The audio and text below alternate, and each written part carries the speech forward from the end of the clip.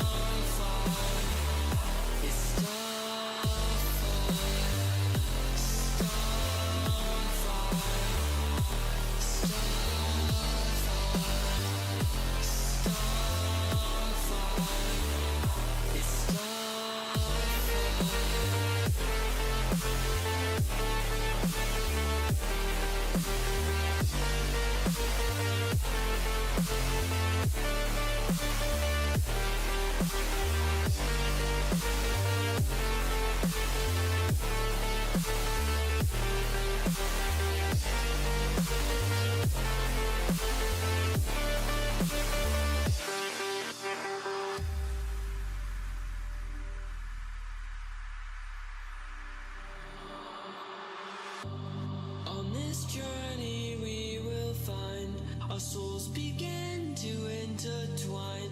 Your heart of gold, so pure, divine, and I lost myself within the fire, breaking free from my desire. A heart of gold, forged to inspire. It's starfire.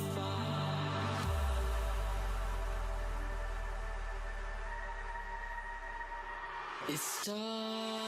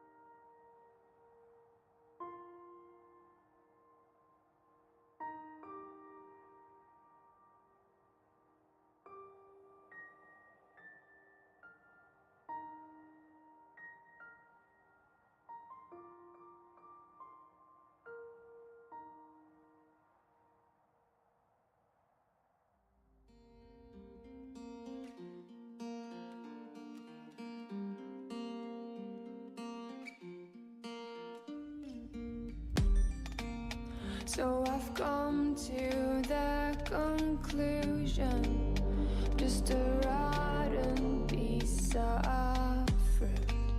So I'll end up dying slowly, rotting away. See, I just want to be able to climb without a fall, to get out of this mazeland and run. Please strike me thunder, let me get closer to the light. Please strike me thunder, so I can be free.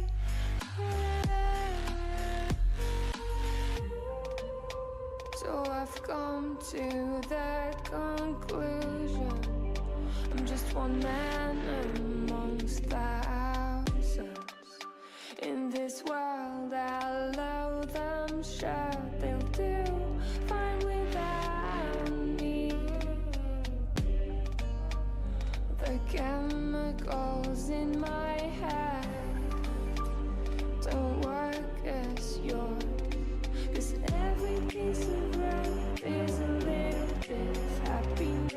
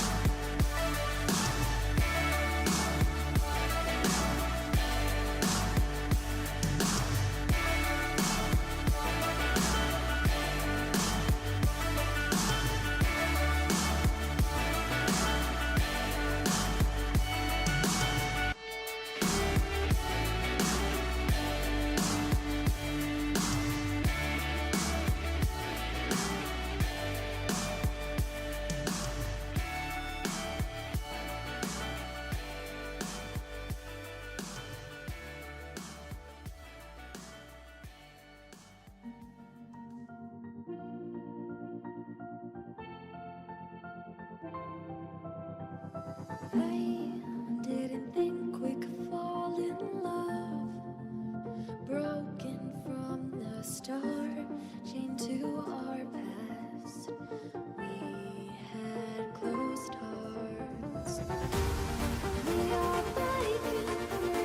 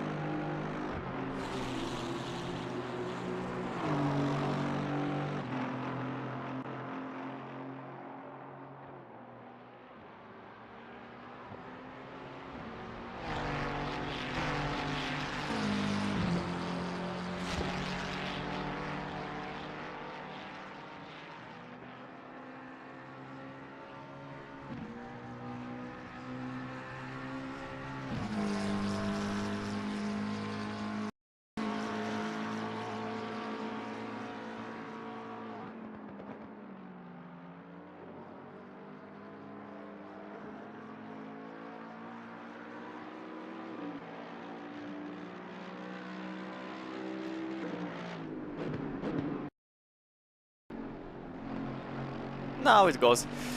Welcome everybody for the Donkey Kong Mountain event at Buffers.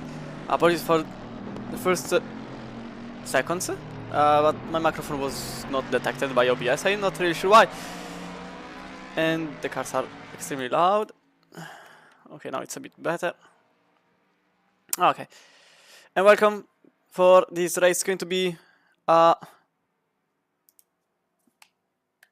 hour and a quarter. Now let me just do this. Can you just like exist like this? Okay, way better. Give me OBS back. And the race control back. And everything back. So we are currently undergoing the qualifying session. This drone lap has been everything but smooth, as I completely missed the first bit, the second bit has been interrupted, and the third bit is straight, so it's not really interesting. But what about this track? It's honestly a fan favorite. 12 hours here has been great, in my mind. With us, I'm not really surprised if there are no Hey! Okay, the barrier. If there are no Mercedes, there is just one, to be fair. But the Mercedes in this track is not suitable, mostly because of two different issues. There is one on the first part of the S's, which is a little bump to the outside, but to be fair, nearly everyone hits it. And the second one, it's getting closer, because here on the straight, it's not unusual to not see any single Mercedes, because the main overtaking spot is basically here. Buffers is mainly a track made for endurances, because you can't really overtake, as the first times are getting on, but many of those are just some bungle ups. There is just basically one single overtaking opportunity, and with a Mercedes-Benz that opportunity also avoids, because if you hit this spot over there before the curb on the inside, every other car will do great. If you drive a Mercedes, you basically explode. And I tested it twice. That's why I crashed. Just because of that. Literally the car jumps, not even joking at this point. And the ultimate result is that, well, you have some issues at overtaking. But this was the 2 minutes long track that completes with this part of the road, which actually nearly the entire part of the road is actually straightforward saying it. It's everything a public road. There are homes up here, and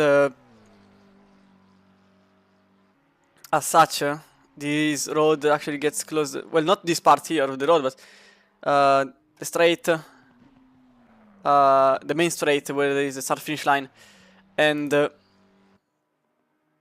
also the straight up here, maybe no, not this one here. This is a service road, but there are two places where the road actually becomes a public one, which is the main straight and the straight after, if I remember correctly.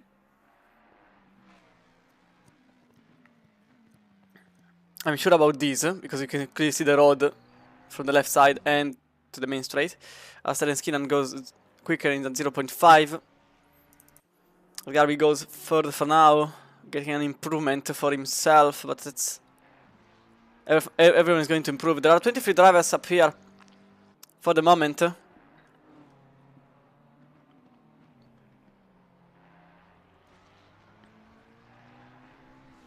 2 times on himself, which means Garby goes in pole position in 2:00.575, just 10 milliseconds in front of Terence Keenan, with Benjamin Eck completing the qualifying lap in another pole position, 2:00.3 for the Lamborghini driver.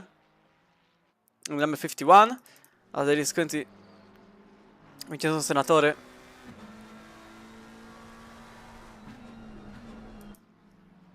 Driving in the McLaren number 112, currently half a second better than himself. And now 6, nearly into the wall. That was... Wait. Easier. That curb on the outside, you really don't want to hit that.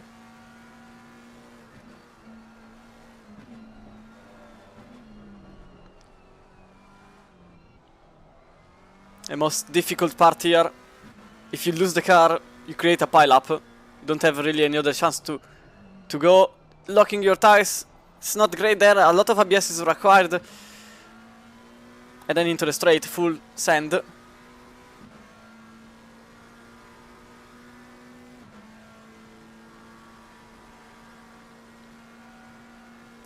Speeds up to 280 kilometers per hour. For the drivers, exactly 286 is the highest reached speed there.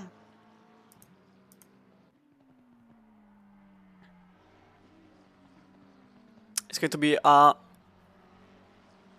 7 times of improvement for Senatore that goes 6 times slower than Keenan with a 2:00.1 being set. We then Zach Dahl.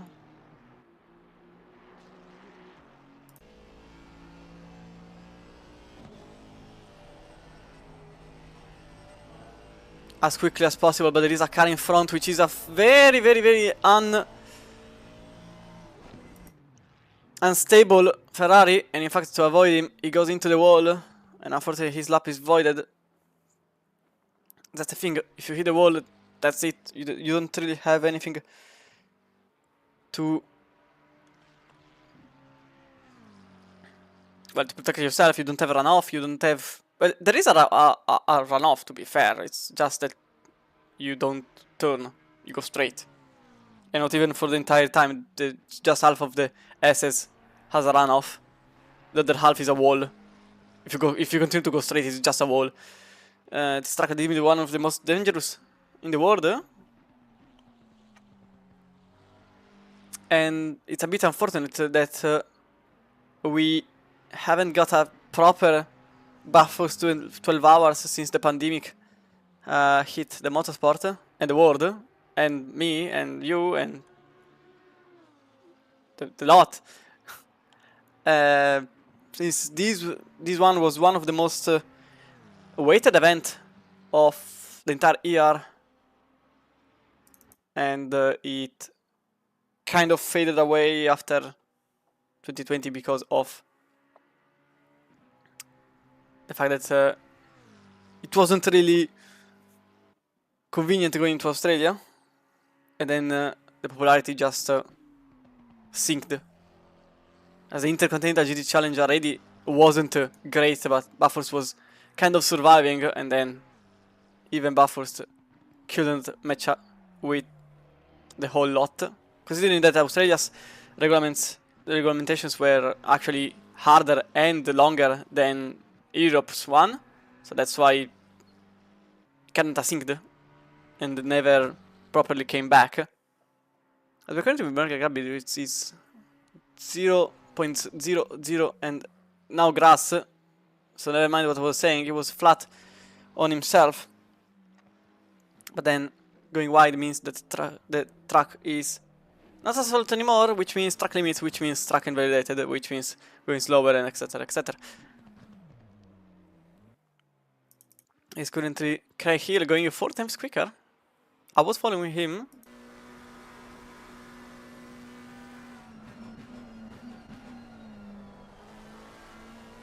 And unfortunately he goes slightly on the grass, loses some time. Goes half a second quicker.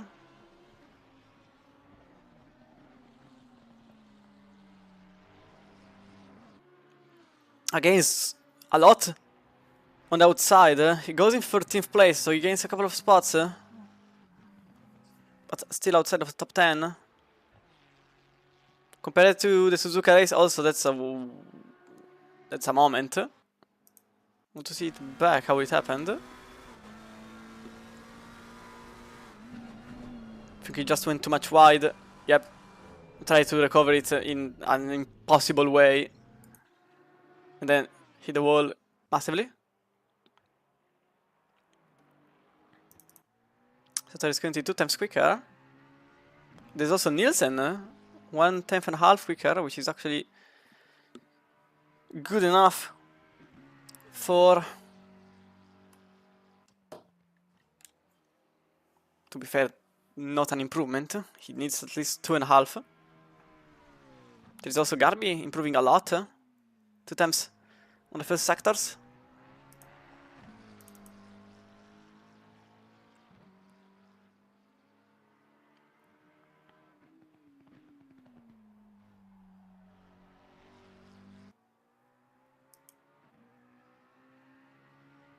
And he stays in 6th place, but improves a lot his time, but he still is about a 10.5 away from his opponent, which is Garby in the TT1 McLaren. With LFM BOP being applied, seems like the McLaren is clearly becoming, I can't speak anymore, the most popular choice, and I'll be honest, I'm not really sure why. Probably because of the fuel and tire management, which for the McLaren has always been very good, and with a proper BOP applied, this means that this car, the race pace actually goes very much away.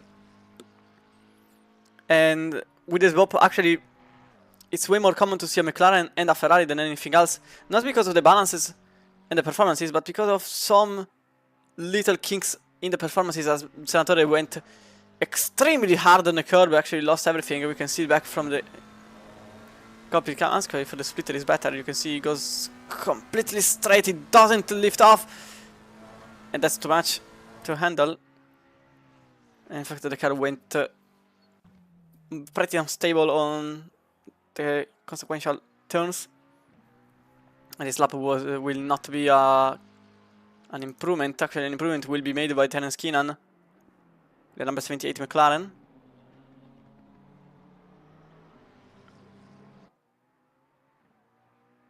As he goes into 45 milliseconds away from the 59, which is very good, obviously.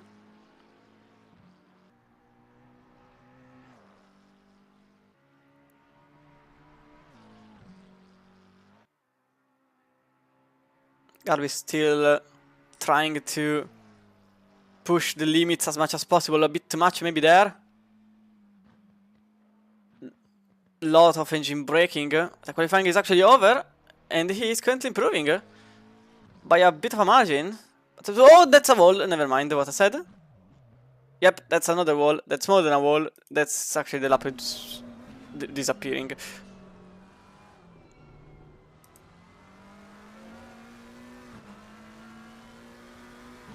Yeah, it was a bit too much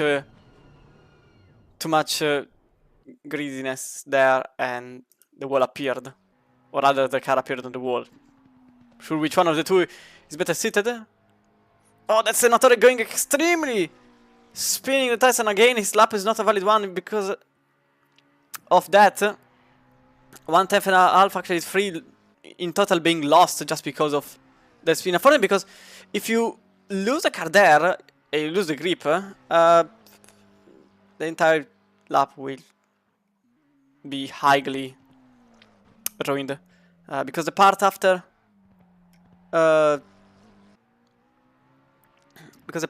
is flat. So if you lose speed at the beginning, you lose speed in every single section, and in fact you can see Santor was simply trying to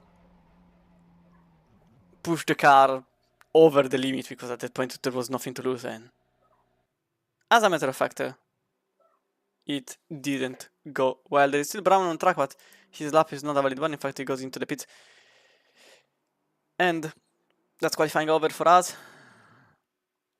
With Skinan taking top spots and a good chunk of time to Benjamin Eck, as we will use haha, here it is. As we will use these seconds to introduce you to all the drivers, as we have not here, as we have me having to do this, voila.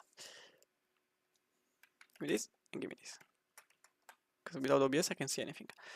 Terence Keenan starts in first place in number 78 McLaren, with Benjamin Eck in second in the 51 Lamborghini. Then we have just behind it in the FRL Racing Team Alex Zakhtar in the 331, with Michael Garby in the 221 McLaren, with Marco Cady in 5th place. Vincenzo Senatore is in the Optimum Motorsport in the 112. Very nice livery, that one there, with the number 611 for VVD Global Racing, with Clive Bixby driving it. We've got Kenneth Nielsen starting in the 90 in 8th place, with Timothy Jabudal in 9th place, and then Alan Brown in the 738 Aston Martin, with the first BMW I'm seeing, and also the only one, starting in 11th place for Valkenhorst Motorsport. We've then got Oliver Juwig, followed by Shibomi Biswas, the Ferrari 404, with Craig Hill and James May being 14th and 15th. And Jordan May. I know why I said James. I know why I said James, but that wasn't made on purpose. It's because on the race control only the J appears, so I don't. Shut up. Mickey Taylor starts in 16th place, with Dan Holm in 17th place, Tuberk Balemsi in 18th place, with the number 13 Bentley of Mario Mariano. And in 20th place we've got Mark Stewart, with Terry Williams, Jesper von Ringstein, and then we've got Fleming Lloyd, if it's pronounced like this, as the Danish driver starts in 23rd and last place. We are going to have 26 seconds or so of time before the starting grid will start moving, and will not be anymore stuck in here, as we are heading towards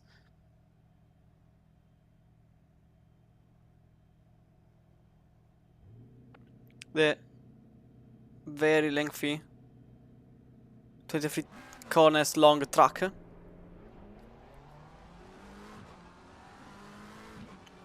As we go into turn 1, which doesn't have a name. Never noticed it. Oh wait, it has a name. It's not. It was not showed here. It's actually Hell Corner. Guess why? Usually done in, depending on the car, first or second gear. It's slightly banked on the inside, which gives you a lot of opportunity to make a dive inside and to get away with it. Everyone on the outside is basically doomed to lose the place, which is actually the opposite from the following: Griffin's Bend, turn 2. This one here is actually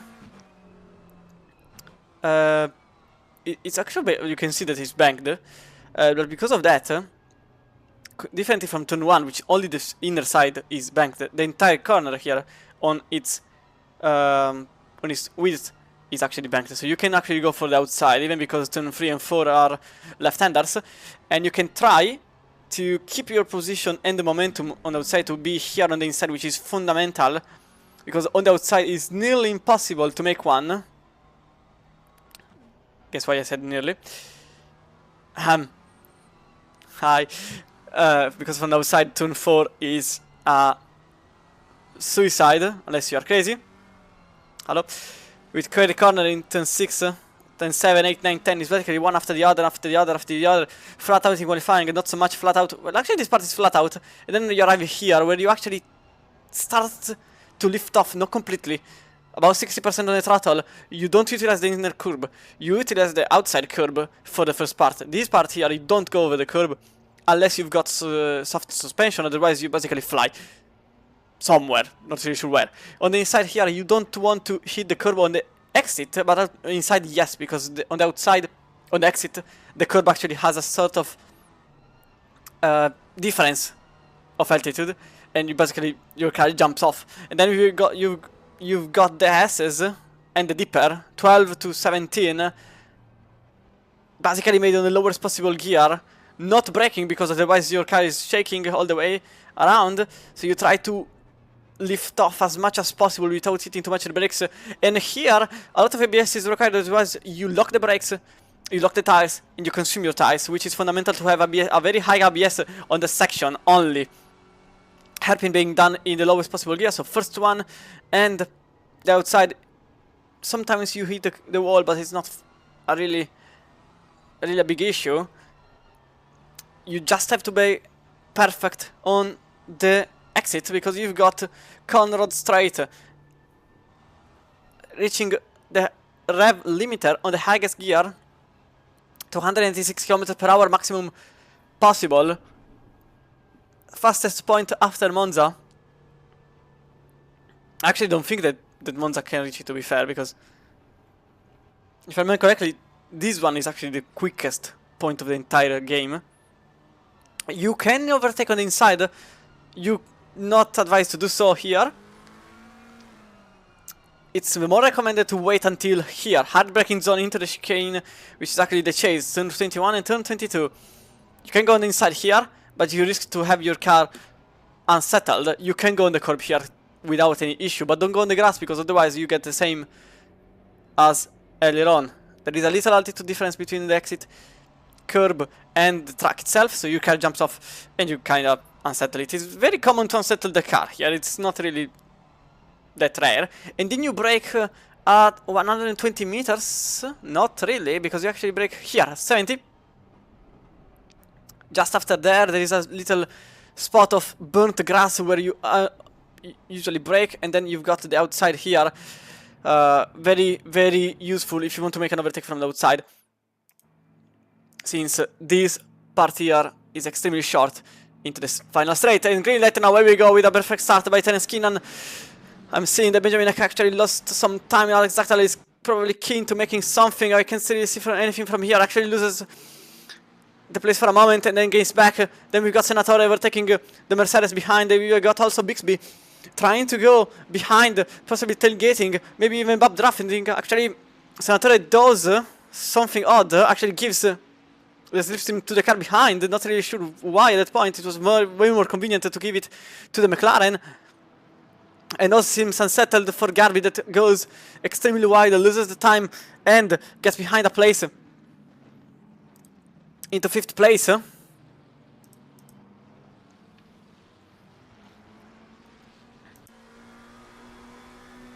Assetto is already very far away. There is an incident behind. I'm seeing 5 different cars being involved on the turn 4. We'll see the incident after things have a bit settled. I'm seeing Oliver Jewig that is prominent to make an overtake. He can't hear. He can't hear. He can't hear. It's going to be very much he can't hear, to be fair.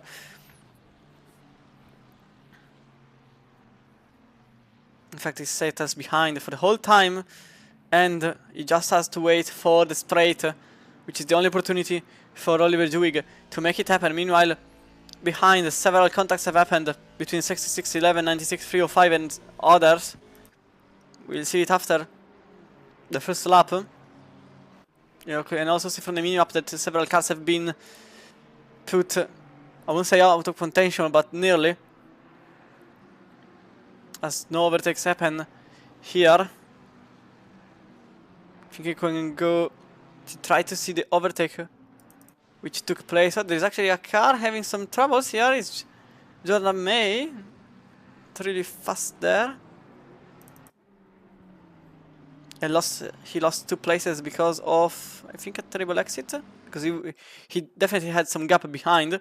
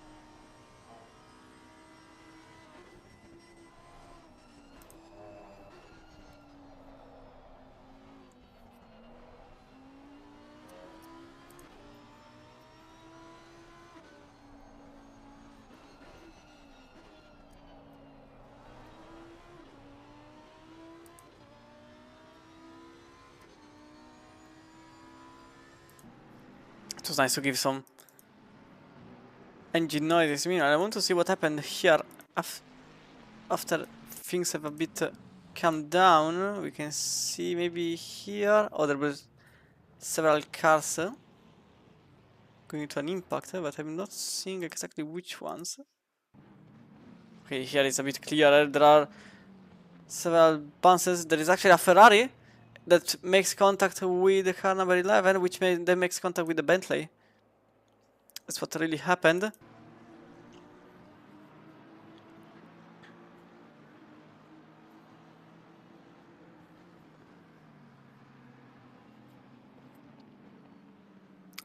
We've got Vincenzo Senatore having to look at the mirrors.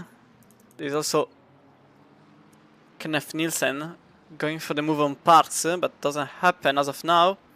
It's actually Nielsen that manages to stay in front for now. There's some bump draft happening between the Ferrari. No, okay, I thought yes. The Aston Martin actually stays behind. And the BMW on the outside manages to take opportunity of the banked corner and takes the higher spot, number 9 on the grid. With Ferrari behind it as already the urge to look in the mirrors and to see what's happening behind, not more importantly what is happening on front.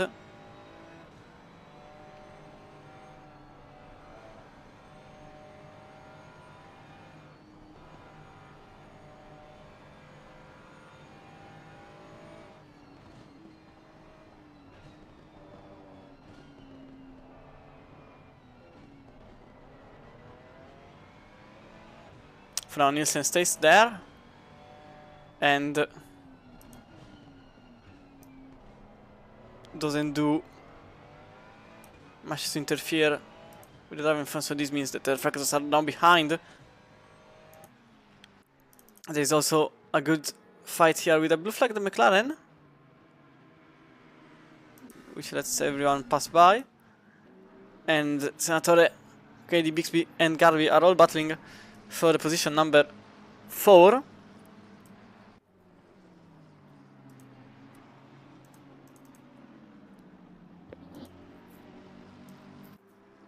With KD you can see as close as possible, following extremely closely behind.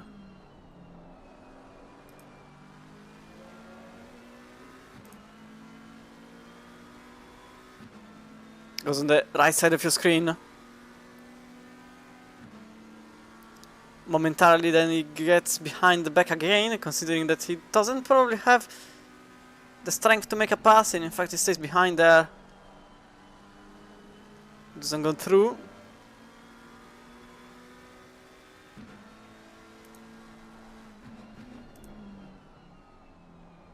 We're going to stay behind here for a brief moment.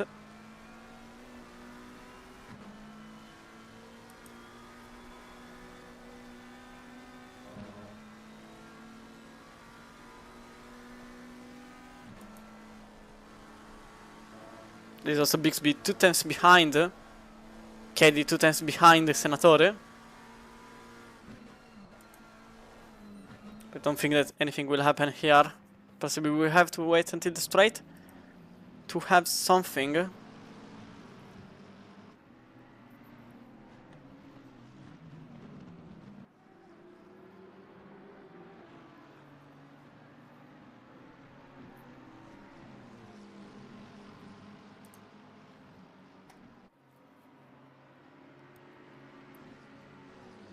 For now, Kieran simply has cleared completely himself out of every issue.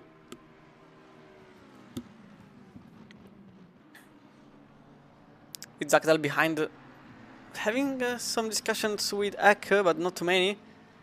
And we also have got a disconnection, apparently. Because I'm not seeing anymore the car that was in 14th place earlier on.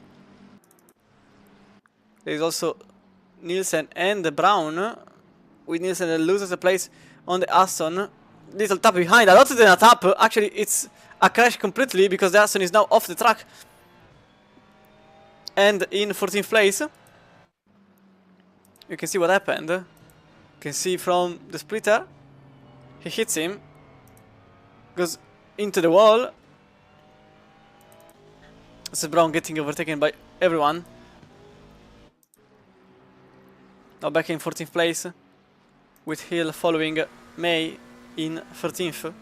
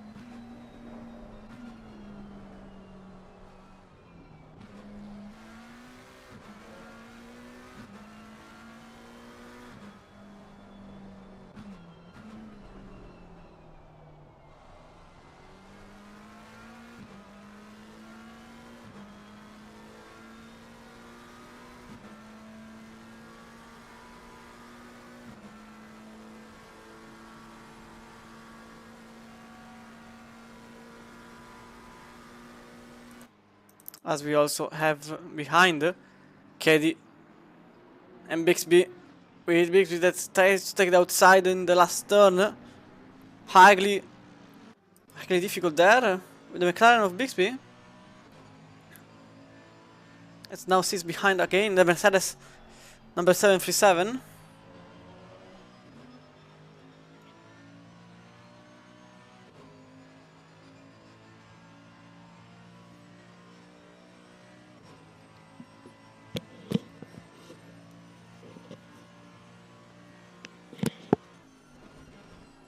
But nothing really happens there. Meanwhile, Senatore and Garbi are trying to cut the ties with the duo behind, battling for position and going in the last lap at least 8 times slower. Senatore and Garbi are lapping into 0-1 high. We got Eka and Zagdal lapping into 0-1s. But Keenan is simply and absolutely demolishing everything else.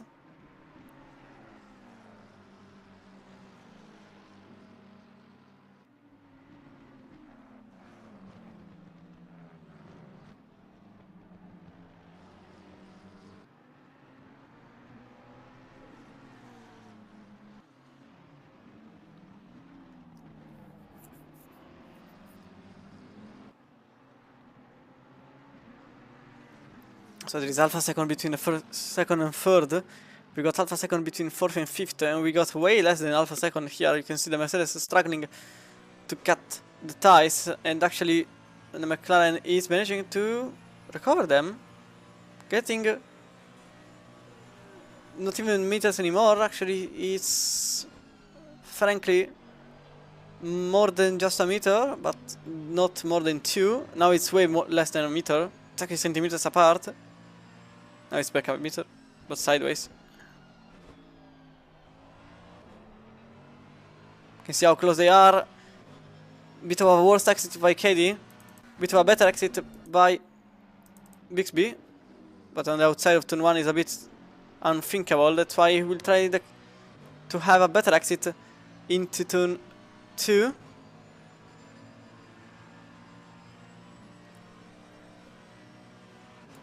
McLaren gaining a lot of speed.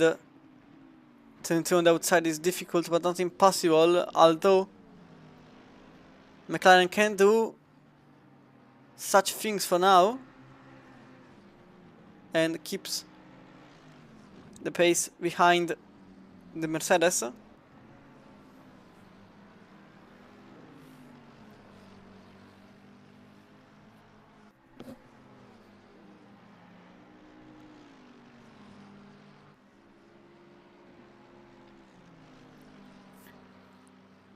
Seems like the front engine car is a bit more quick on the most aerodynamically demanding zone. Possibly some more downforce prompt setup for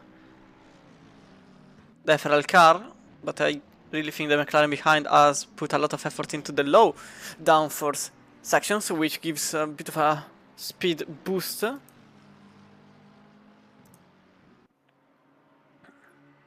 That is looking from vertical gutter in these laps.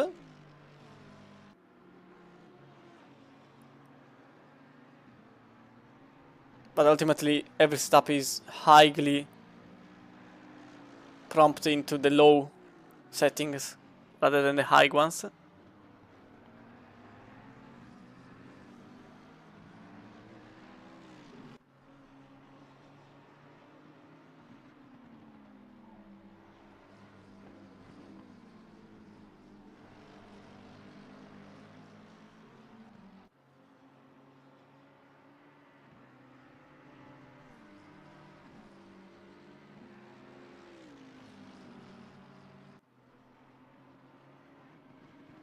Gap is still 3 times up ahead, is a lot higher, 1.2 seconds, with Garby that managed to make more than half a second in the last 2 minutes. As the car 305 is actually slow on car at the moment, slow on track at the moment. Something clearly happened here. It was actually a long journey into the grass that with then also collision with the wall, then into the box. As we go back here, still with Bixby closely following Mercedes up ahead.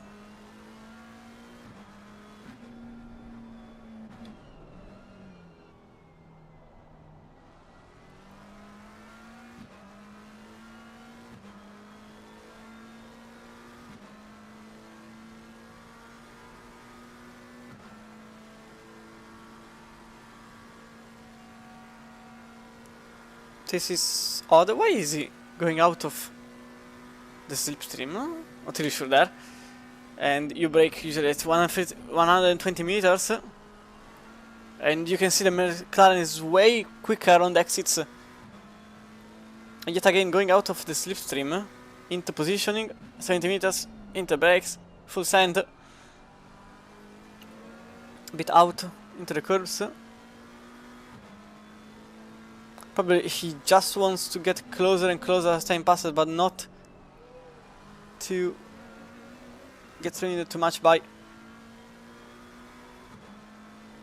the dirty air. but usually it's the opposite way around. You don't go out of line. You try to stay as close as possible for the whole duration. That's a bit into the wall. That's a bit over the tarmac. Which is maybe a bit too close for McLaren. While here, actually, Craig Hill managed to gain and lose the spot on Brown, which tries to go side by side on here with Brown on the inside, and Hill actually loses the place on Brown for 13th place.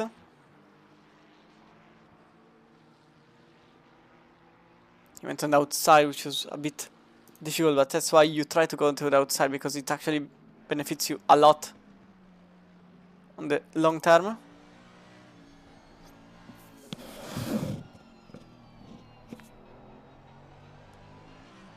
It's a bit of a tap into the wall.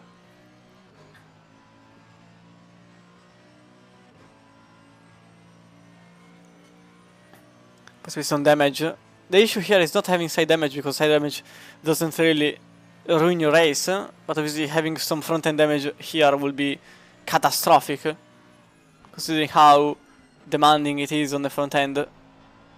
We have lost another car, so we are just down to 18.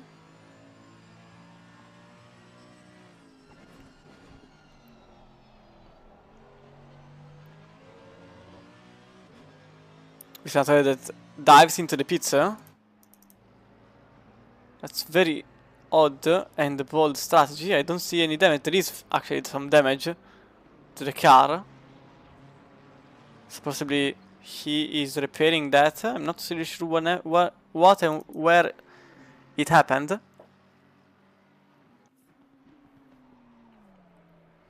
But I'm going to assume he tapped the wall somewhere, because a pit now is extremely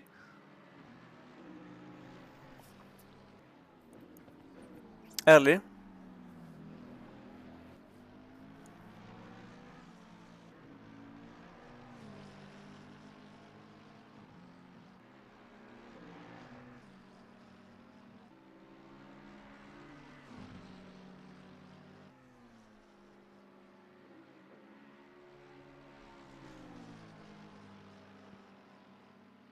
McLaren still trying as much as possible to get through the Mercedes in every way possible, but here in Skyline in the SS it's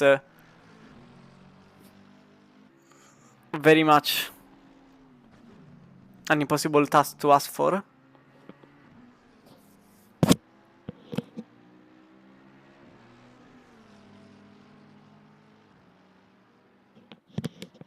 Maybe here into the main, well, not the main, but the longest and the fastest part of the circuit, we will have something change. In fact, the 737 stays on the inside the fence as much as possible, but the McLaren makes a standing move from the outside. Then becomes the inside, so Bixby is now in 5th place and finally clear off the white Mercedes.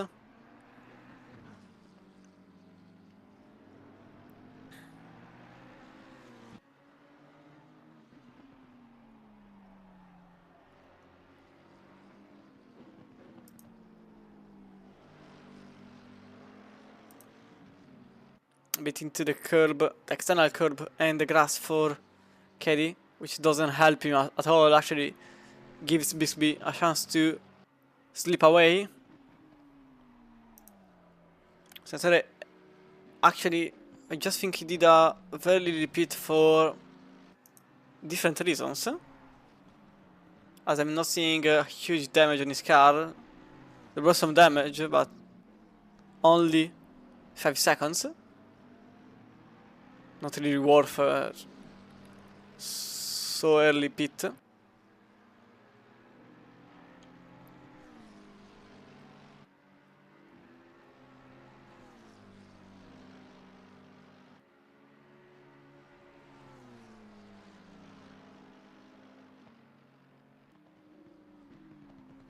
Now the Bixby is clear. He can try to gain back the 4 seconds he has lost on Garby while battling with the Swiss driver. Up ahead, Garvey is lapping at 01.9, which is actually very good. But Bixby may be able to flinch 01 point, well, a high 01.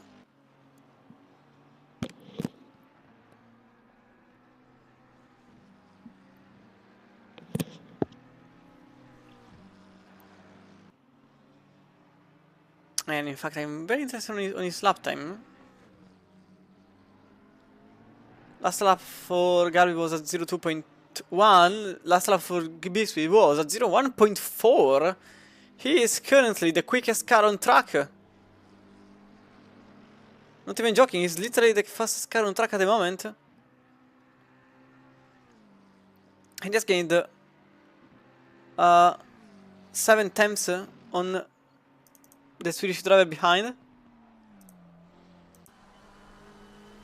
Possibly we'll start to see McLaren coming across. You can see here the shadow very far away from now, but getting closer as the time passes. Meanwhile, Hill and Taylor were battling for a place earlier on. We can see here with Taylor loses the place because he went a lot wide into the grass and the top speed, and the straight was completely ruined after then. Senator is already showing yellow flags and spinning around. I wonder if it was for an incident with the Jaguar here. He tries to go for a move. He actually goes into the grass and heavily damages his car into the wall. So that's what I was talking about earlier. If you damage the front end of your car, it's basically game over for you. And now he has a very damaged front of the car, and ultimately I don't think he will be able to get back into any of the top 6 positions for now. So we'll have to try to stay out, but at this point it may be more beneficial to even pit for damage repair. The contact into the wall there.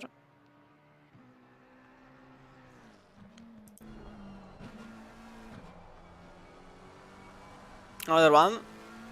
He's extremely angry because of that.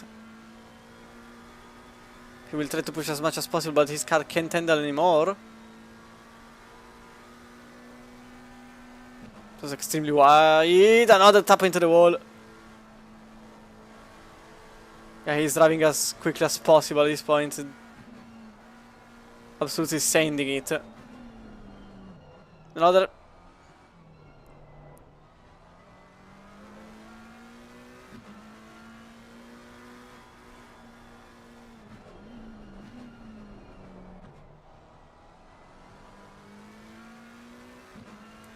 As the car probably doesn't work anymore for him. Which is unfortunate because he was driving very well earlier on. Then it kind of all faded away. So we'll get back here in 9th place with Parks and Nielsen going for the 8th place overall.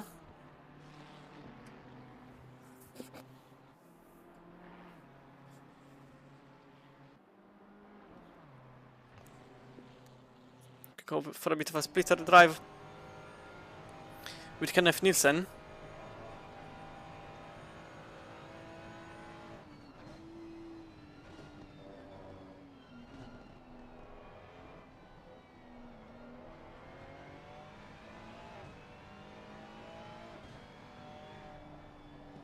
Front gap is around the second. That's been going a bit wide, but also the Ferrari went a bit off the line.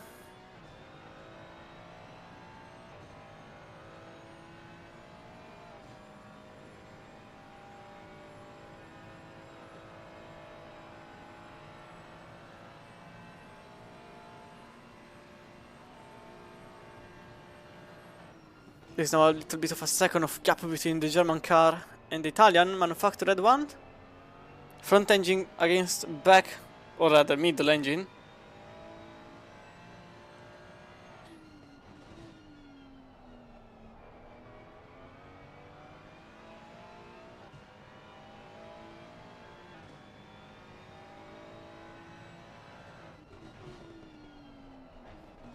But nothing happens there. Meanwhile, May is having some issues apparently. Because I saw him falling down the grid, but I think it was because of something happened here. In fact, it was a spin after slightly colliding with the curbs. And letting Tipa 2 places pass him. So this leaves Mickey Taylor with a chance to get into May.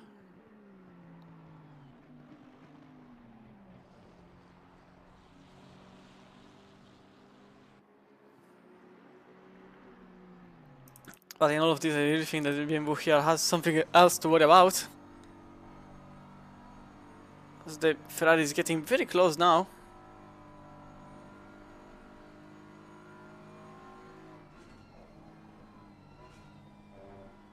Here is a bit difficult to make a move though.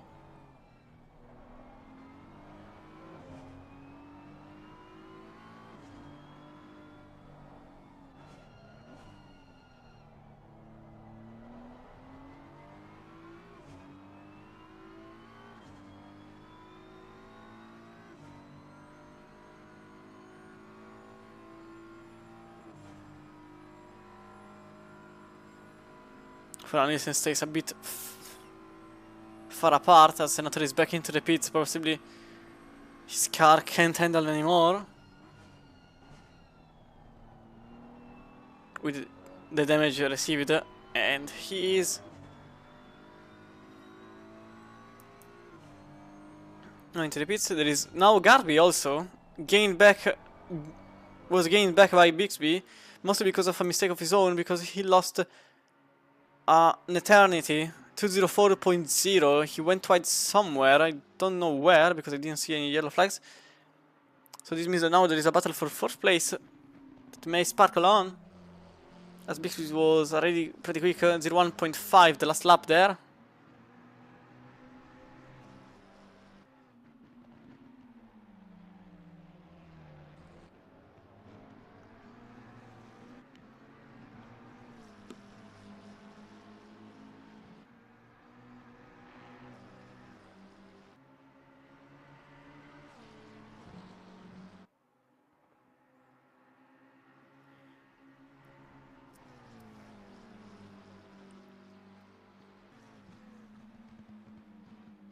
For now, Garby is trying to maintain it.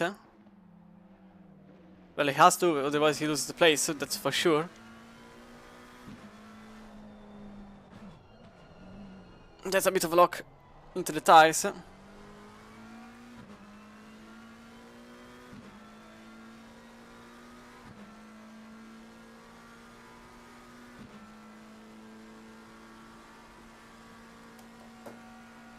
Some gap has now been created here with Hill and May also going through it with May that actually made the fastest personal best at 202.2 against Hill that just made us 03.5. He is getting as closer as possible to the car up in front, but also getting gained back by the car behind. That is a bit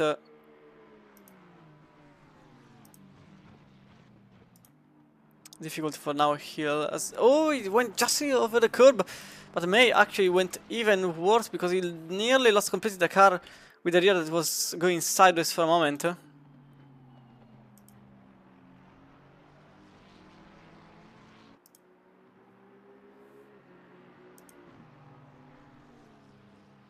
Now Nielsen has gained some time on, well, Pax has gained some time on Nielsen, but he is gaining back 3 times has been lost in the last lap, with Zakta that now has made his personal best at 01.0.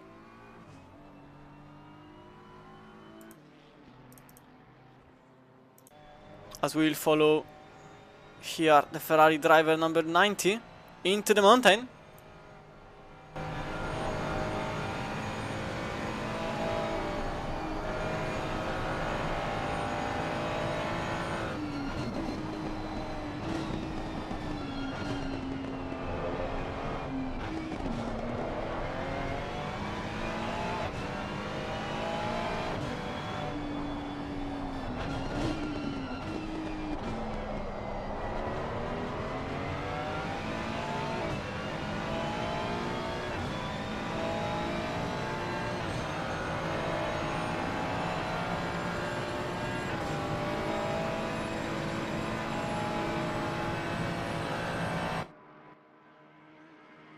with the two cars that are now getting dangerously close. In fact, you can see the Ferrari going in for the move. Maybe on the inside it doesn't happen there.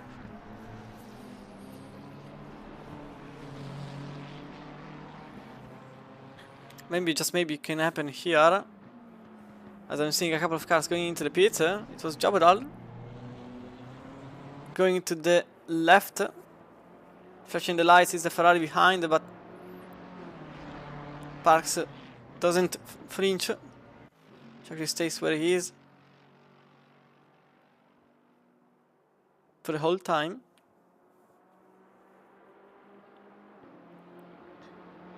There was also Brown going into the pits, as we are now approaching the middle of the race.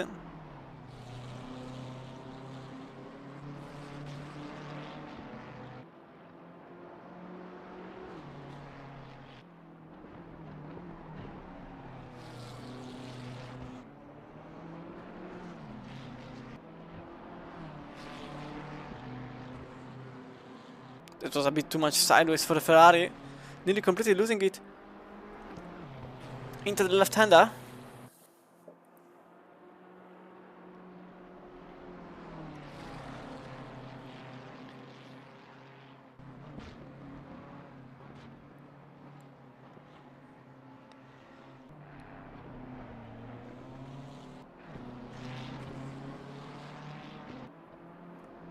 And I think now there is another shot for the 296, number 90. Because it is just half a second now, the slipstream can help. But Nielsen is a bit too far away for maybe this time around.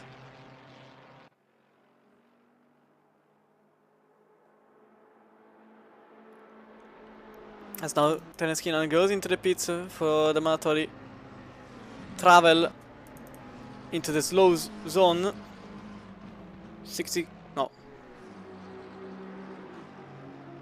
50 kilometers per hour maximum speed limit there, with 40 minutes to go.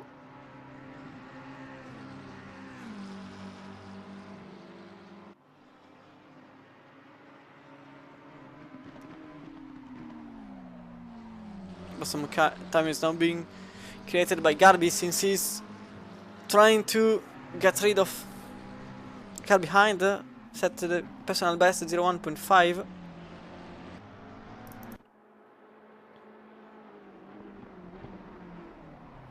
He just leaves Nielsen here, battling for a spot.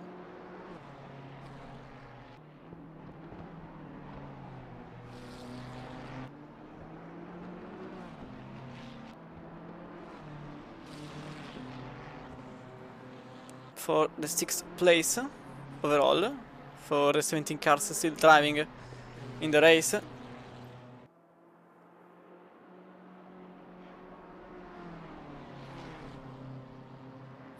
That's a bit too much on the grass. He saves the car, but he nearly collides with the wall. We are going to see it back from the inside of the car. He actually went completely off the racing line into the grass.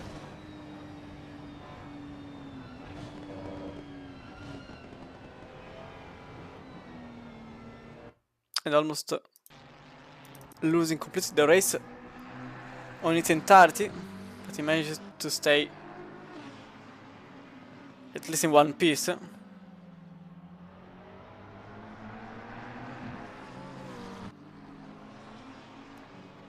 So now we are back in the fight for 3rd place, which takes place between two McLaren.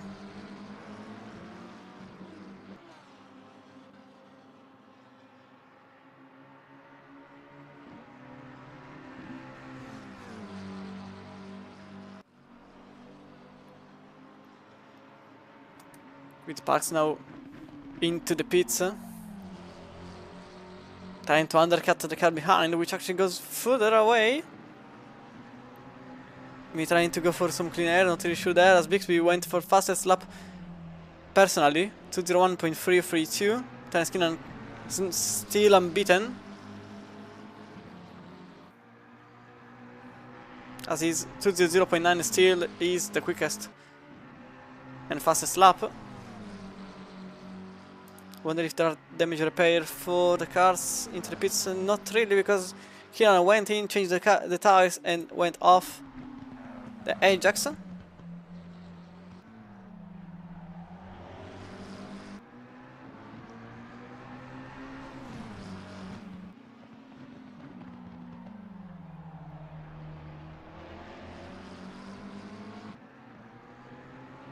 Pax is now out of the pits, but unfortunately behind Von Greenstein, and not like in the grid, but physically behind him, just temps away. Even Keenan is now stuck behind a car, which is the number 30 of May, which will come handy. Oh, there is a big lunge! Way too much into the braking line, and in fact Craig Bixby lost completely. Yeah, you can see he brakes 20-30 meters after the normal braking line.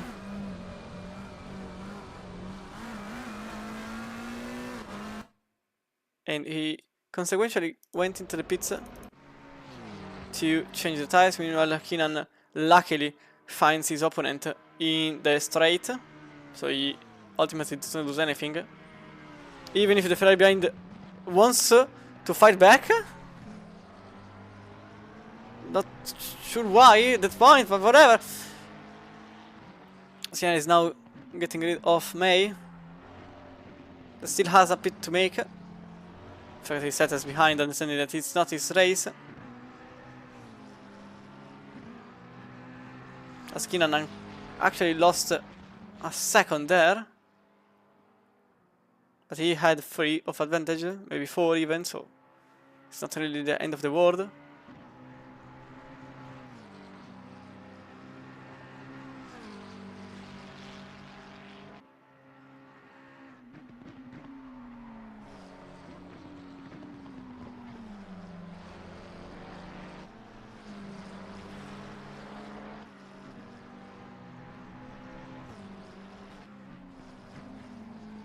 And he has now to catch Keenan.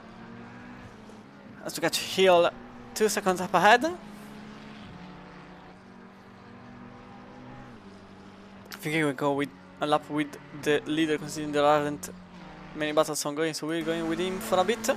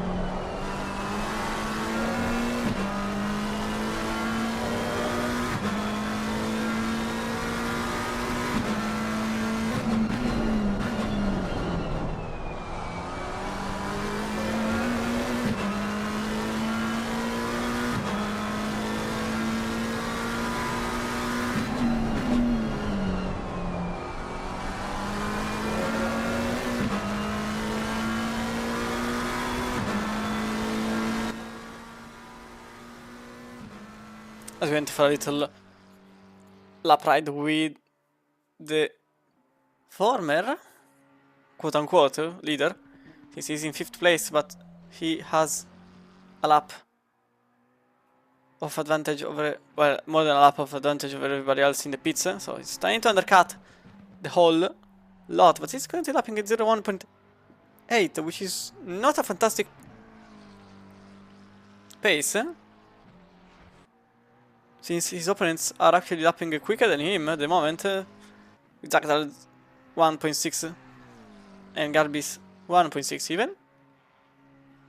Yet he is the 3rd fastest race driver in the track at the moment.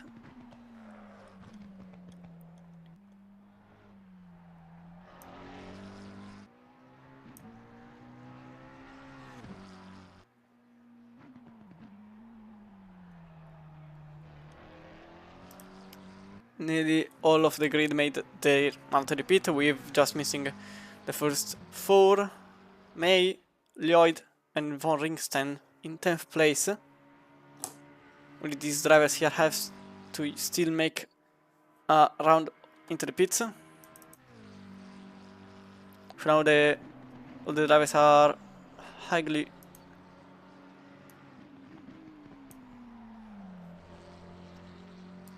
gapped. The closest gap being actually the one between Parks and Von Ringsten, even if this one is more of a virtual one. In all of this, it's worth a mention that Nielsen actually managed to overtake Parks, but that's because Nielsen didn't change the tires. He actually just refueled the car and kept the same tires, because yes, it's mandatory to pit but not to change the tires. So he managed to gain 13 seconds, but on the long term I'm not really sure how much it will be beneficial for Kenneth Nielsen as Fleming Lloyd went into the pits in number 2 Aston Martin. So Nielsen is now 11 seconds in front of Parks, but he has to go 15 laps without having the advantage of the tires. He doesn't have to lose a second per lap, he just has to lose a bit less, I think around 8 tenths, 9 tenths or less on Parks per lap, which will be clear in the lap after this one, as also Zachtal goes into the pits. Nearly colliding into the wall, so Eck becomes your new leader of the race for now. Garby also staying out, with KD also staying out. I think many drivers here don't want to change the tires, differently from Keenan's strategy, which is now not really giving the fruits yet. 01.3 was the last lap. He's not having a great time there. He actually chose to change the tires, but I'm not really sure it's the same for everybody else, which probably will try to go for fuel only, which honestly I really think it's a better strategy there.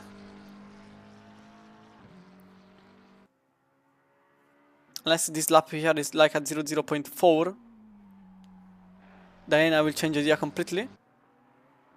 And it's actually at 0.2.3, so Keenan's strategy actually is going downhill.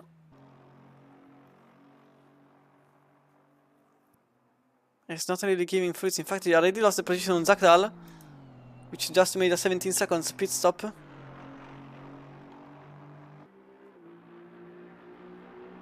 Unless Keenan actually didn't change the tire but did some repair on the car,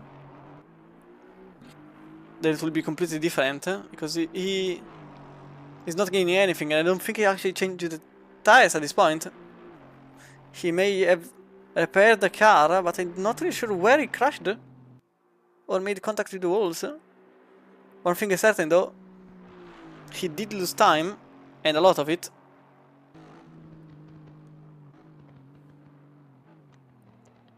So that's why no, Zachtal is in front of Keenan, and probably even Eck, and probably even Garby. Even if Bixby is 18 seconds behind Keenan, because of Bixby's choice to change the tires too. So we may see Zachtal, Eck, then Garby, then maybe Keenan. That part is a bit more difficult to predict. With Lloyd. Oh, there's a car going completely sideways and into the middle of the track, and there's a McLaren passing and colliding with Brown. And that was also Garby avoiding it.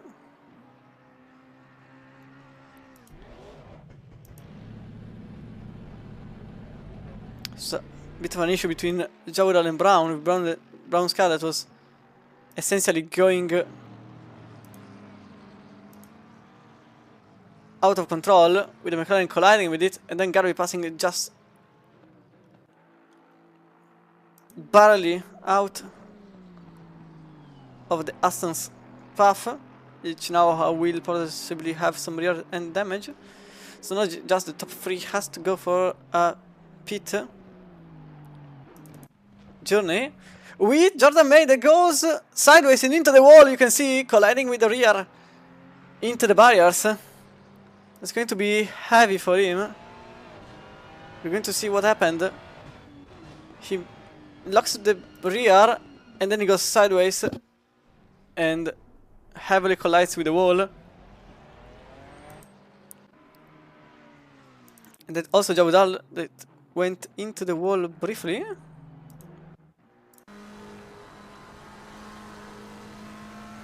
Actually went into the grass. Break a bit. Oh, that was a save. Yep, that was a save. There were yellow flags showing, but that was actually more of a save than anything else.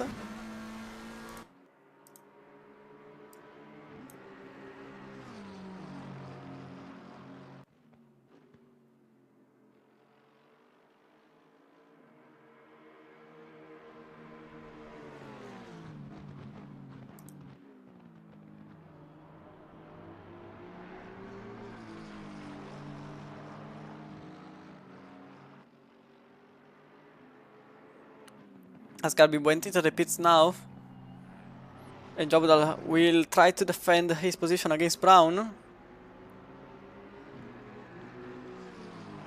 It's going to be difficult considering the McLaren here has some damage on the front end of the car, which is essential to defend into the straights.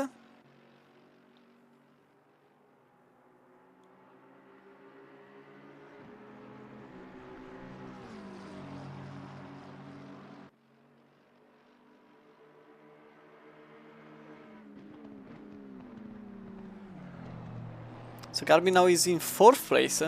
So Keenan lost a place even on Garby. And just now, Keenan finally wakes up, makes the fastest lap of the race, 2.0 flat, 0.947.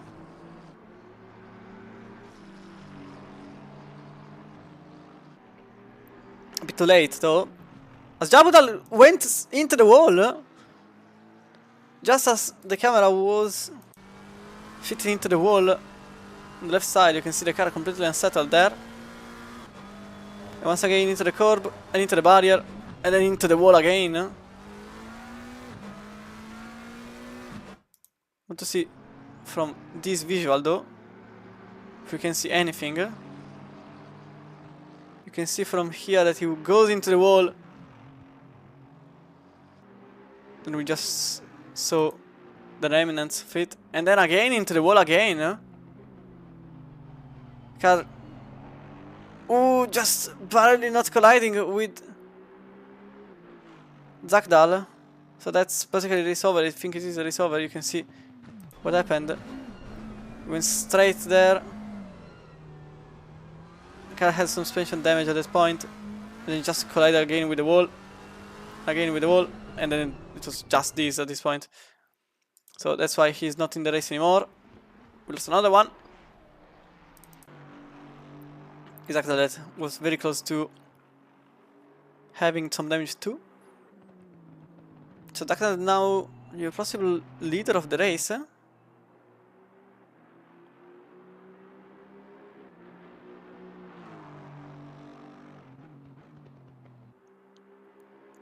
Pax is still 7 seconds behind Nielsen and gaining a second per lap, so the current situation is not going great for Nielsen's plans. Who actually pitted for fuel only.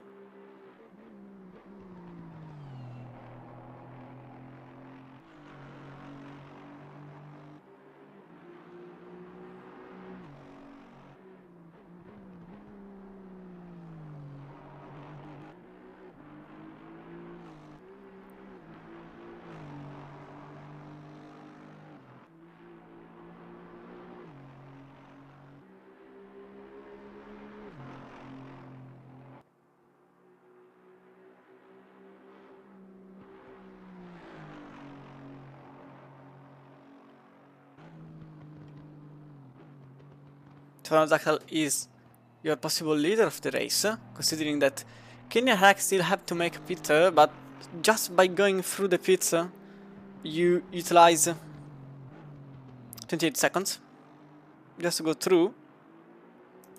So, unless it's actually possible, to be fair, now that I think about it, that X still can lead the race. Because if he stops the car, trying to think about it though. 28 plus 3, it's already 31, but there are 35 seconds between Zagdal and Ek, so it's very close between the two, but if Ek fuel is enough for all the laps, it's going to be Ek in the lead of the race. So I'm starting to highly think that Keenan's pace actually is not with... It probably is with new tires, because he just sets the fastest lap of the race again, 0 flat 0.917 this time. But whichever was the strategy, it didn't and it won't pay quickly enough. Maybe. Because at this point I'm not really sure about anything. You can see Garby defending heavily, putting the car in the middle of the racetrack, which gives Keenan not many opportunities to make one of a pass of his own. In fact, Keenan will have to stay behind Garby for the entirety of the most important part. It was necessary to make the move there, and they will lose some other time here, unfortunately.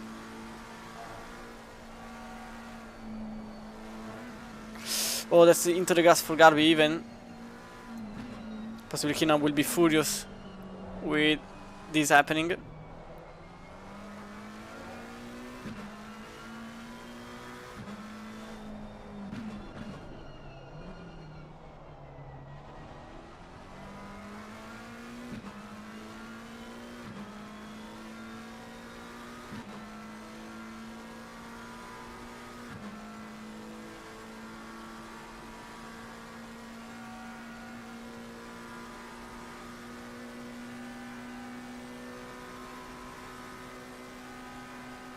This time you can see Keenan going on the inside. There isn't much space to play with anybody of the both. Garby decides to simply cut the entirety of the chicane, giving Keenan the outside of the last corner. And Garby completely fumbling the braking time. Basically goes straight into the distance, which gives Keenan the 4th place.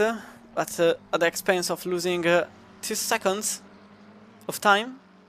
So now the gap between Keenan and Zagdal is 13 seconds, which is close to impossible to fill with the pace he had, because the Aston is lapping 01.6 or 0.9 or around there anyway, so at best a second is gained. And with 9 laps to go, it's... well, actually 10 laps to go, it's still a bit undoable, to say the least.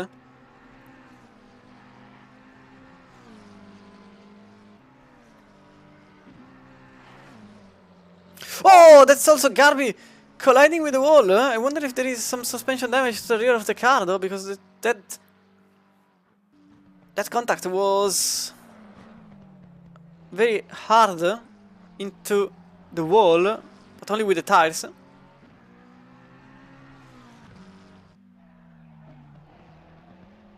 Possibly try to push as much as possible to avoid getting lost by the McLaren in front, but actually it backfired. As Caddy goes into the pits, and next pit will surely be the next one. The question is how much fuel he will need, and if he will need that very same fuel.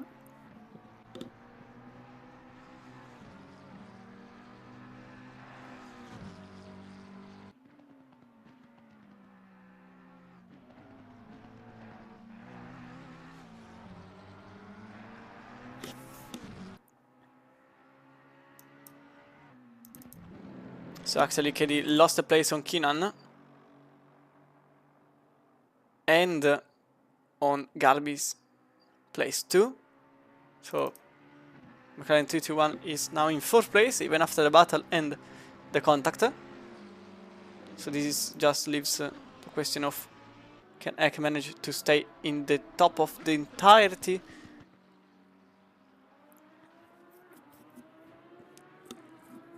of the race.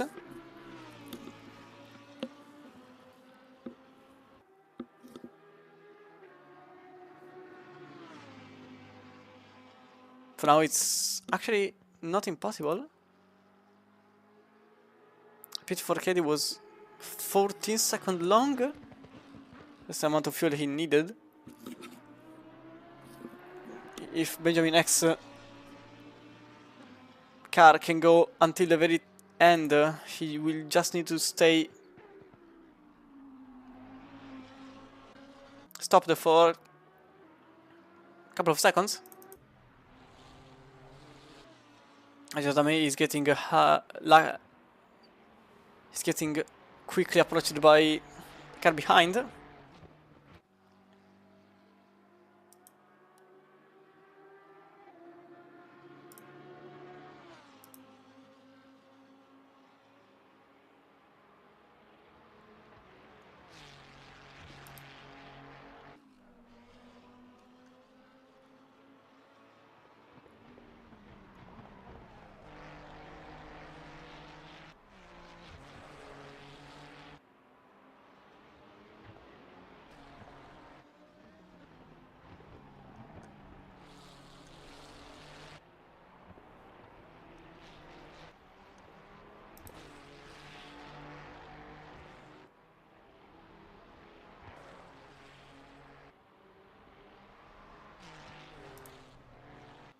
Is also Kelly getting very close to Garby, as the last lap for the Swedish was at 2.1, so not entirely terrible.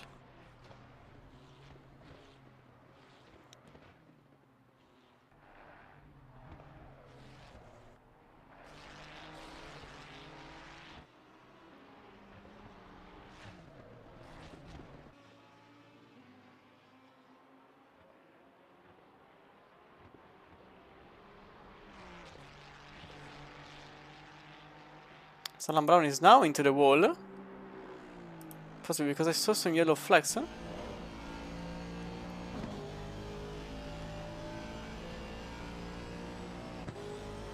Yeah, that was into the curb, nearly colliding with the wall. So nice to see the yellow flags actually gets triggered. Even way too early sometimes, but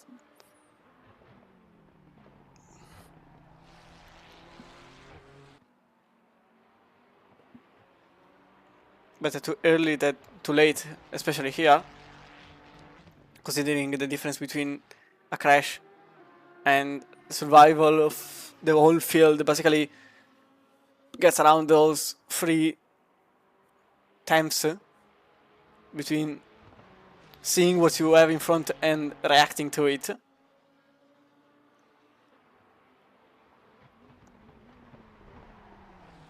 As we're heading to the last 13 minutes of the race, and this also means 7 laps to go.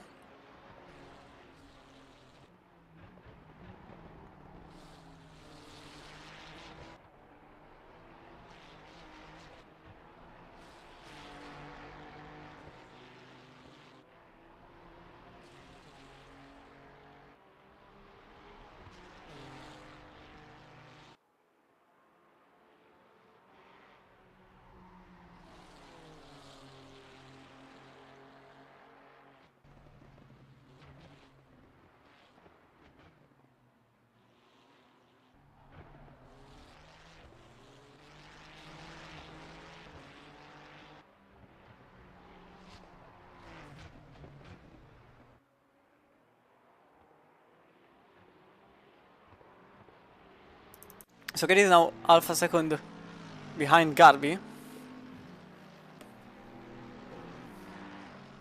And last lap he has gained half a tenth. He's clearly getting closer and closer to the car in front. as I am very certain that Echo will not lose any place, to be fair. On the cars behind are actually losing on him, except Kinon's one. But Zactal last laps has been losing some time, not a lot, but the gap as the laps passed went from 32 to 36.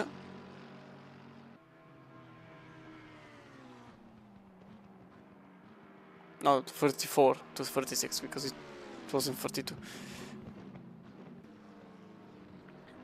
Last lot of laps, to be fair, and now Kelly is extremely glued to the rear diffuser of the McLaren number 221, and the Swiss driver has to defend against the Swiss with the front engine, the Mercedes-Benz. Last lap has gained half a second on the car in front, and getting extremely close, nearly tapping the rear of the British manufactured car that will now be seen finally in WEC after IMSA happened, and something happened to May because he lost the place and shown yellow flags. Oh, again in the very same point too, but this time there wasn't time to save him. He went into the barriers and lost the place on Taylor. So the McLaren ER720S Evo is finally going to be Le Mans GT3 for next year in the WEC after it appeared in the IMSA championship with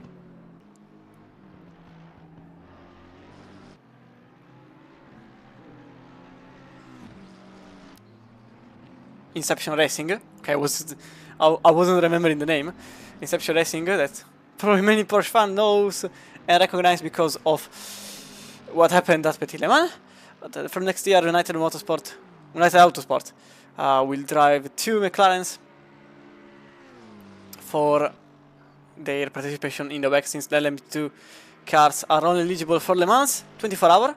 So the United team in the hand of Zach Brown, which is team, not really team principal, but I can't remember the exact role, I don't know why.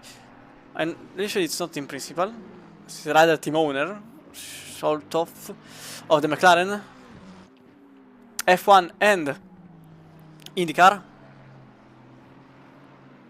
But United is completely in his hands, and they will obviously drive some McLarens too, which are eligible, for who doesn't know, because of their heritage, not because they will have a McLaren hypercar, because now the rule is that to be a competing manufacturer in the GT class, you've got to be someone in the hypercar, or someone in the past, so that's why McLaren can fit, but Mercedes can't, because they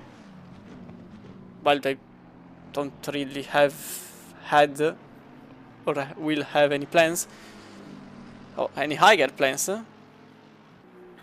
for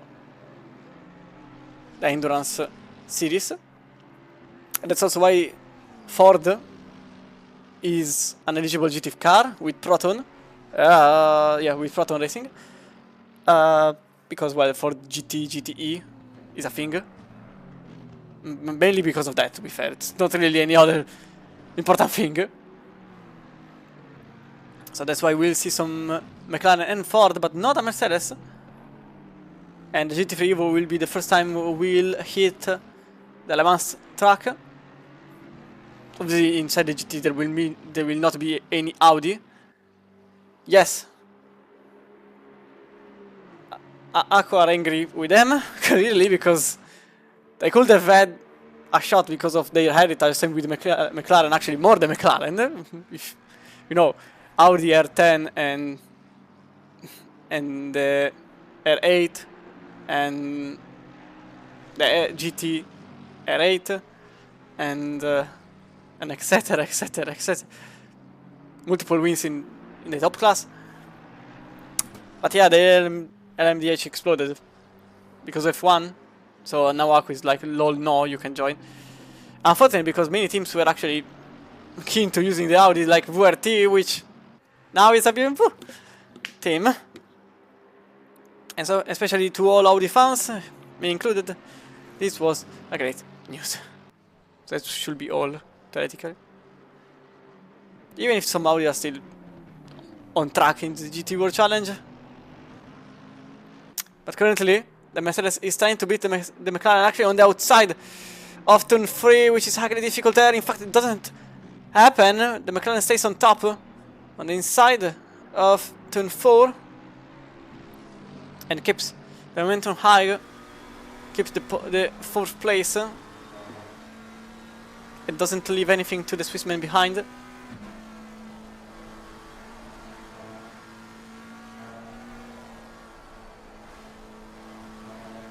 With 6 minutes to go, you can still see some action sparkling between two different groups of cars as Eck finally goes into the pits. We've got battle for 4th and battle for 7th. Battle for 7th is a bit more, I won't say biased, but it's very, very likely that Parks will not have a hard time with Nielsen.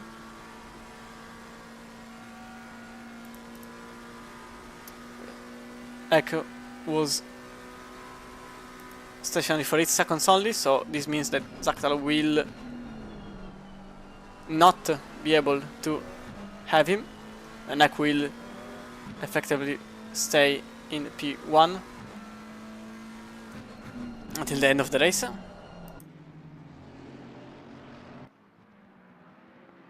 Leaving a very little chance to the Mercedes behind, but doesn't happen here as Nielsen lost the place on Parks.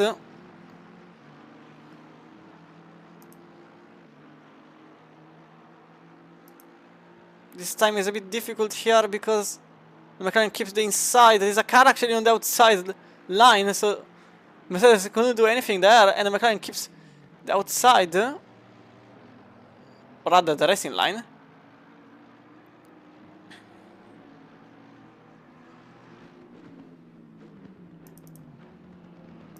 And again, not even this time, nothing will happen.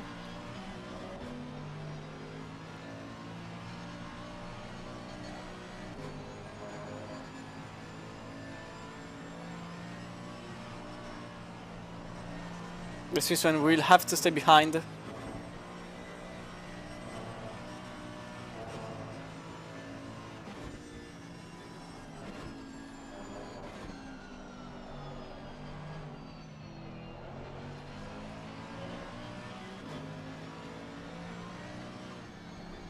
Oh, that's a crash! Oh, there is a McLaren into the wall twice!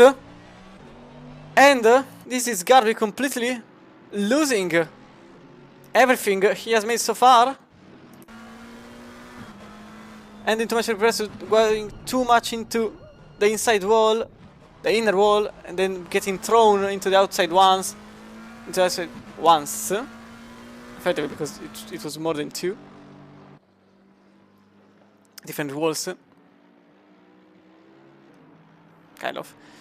And you can see the damage to the car being highly evident, but it's way too late to make a move into the pit, and obviously way too useless. Bixby is 8 seconds behind. Fortunately, his strategy didn't pay off as well. Changing the tires clearly didn't bring anything to the 611 that was actually in front of Keddy earlier on.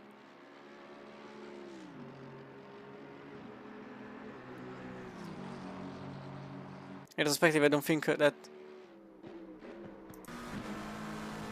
that's a lot of suspension damage to. You can see the wheel was basically sideways. You can see here completely going to the left. This car is doomed. Oh, there is also the Aston going completely straight into the wall there. and making contact with the McLaren. Not really helping there. I want to see back what happened to Brown because it was very odd. So he goes basically straight into the wall. Then goes straight again after colliding with the curb into the McLaren and passing across, letting it lose even more seconds. Bixby at this point is going as quickly as possible to try to gain at least one place from this.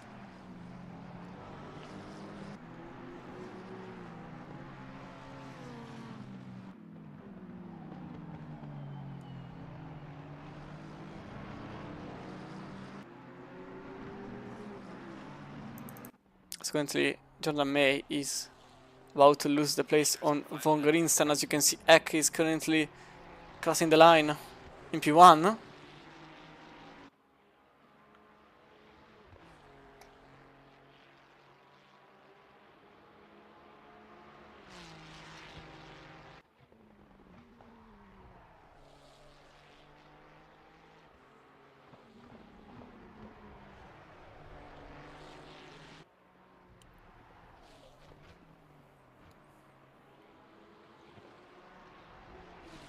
Von Grinstein that in the last lap made its personal best, 03.185.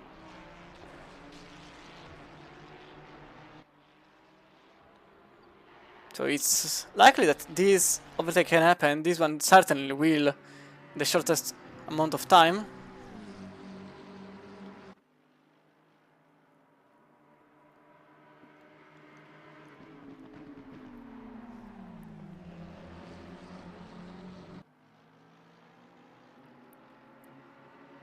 Probably here it will be a chance. Even if Garvey still tries to defend, actually, Bixby goes into the wall straight on. Not sure what the plan was there, but you can see they are both struggling to keep the car straight. This is the last lap for both drivers, so they clearly want to be in front of the other. But again, Bixby nearly losing completely the car, and it's actually Garby that nearly collides with the wall again one more time. As a certain song does. One more time. Okay, pass. As Eck is going across the final turn to complete the race in first place. In a bit of a surprising move, and wins the race with Zach following behind with Garvey that now has a very little chance to make it happen. Can't defend so much. Von Grinstein is currently showing yellow flags. Not really sure the reason there, but currently Garvey gains back the place. Well, gains the place on Bixby. What did I say? Bixby gains the place on Garvey. Okay, I made it. And fifth place for the German with the Swedish driver that will stay in sixth place with Parks, then Nielsen. And Juig is close to follow. And the number 70. 1 second away from Nielsen. But I don't think there is enough time for the number 70 driver. The German will just be happy with 9th place, possibly.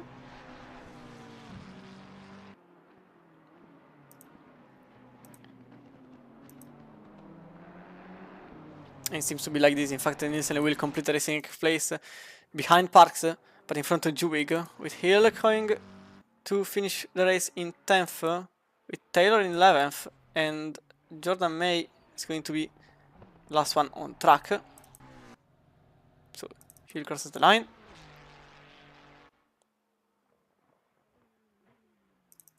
As James May again, Jordan May heavily collides with the wall twice.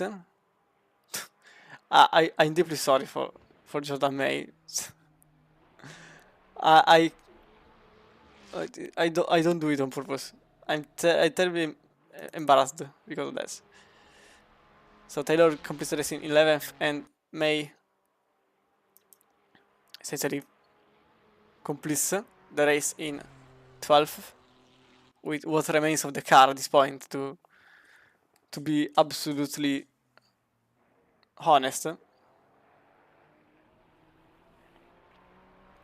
But this was your race into the mountain, 1 hour and 15 minutes on buffers. It now sees May completing it in 11th place. I will see you all tomorrow, since tomorrow is both Masters and the Rookies. And I'm Chris Romano. And be sure to check it out for tomorrow and also for the next upcoming race. As of now, we also have the Zandvoort 4 hour coming next weekend, so be sure to check it out.